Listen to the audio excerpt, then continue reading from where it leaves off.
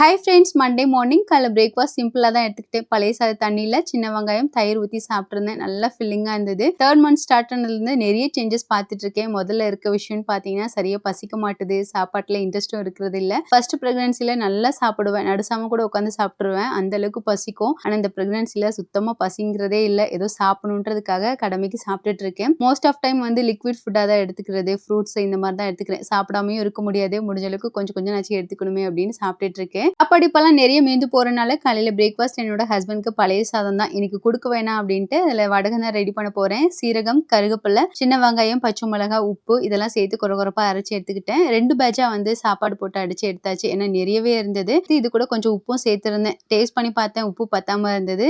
நல்ல அகலமான தட்டில் எனக்கு பிடிச்ச மாதிரி வந்து எடுத்து வச்சுக்கிட்டேன். இதே முறுக்கு வச்சிருந்துச்சுன்னா அதில் கூட வச்சுக்கலாம். ஒரு 2 days வந்து வெயில வச்சு எடுத்தோம்னா சூப்பரா வடகம் ரெடி ஆயிடும். இந்த வடகத்துல ஆனியன் சேர்த்திருக்கனால நார்மல் வடகத்தோட இதோட டேஸ்ட் ரொம்பவே நல்லா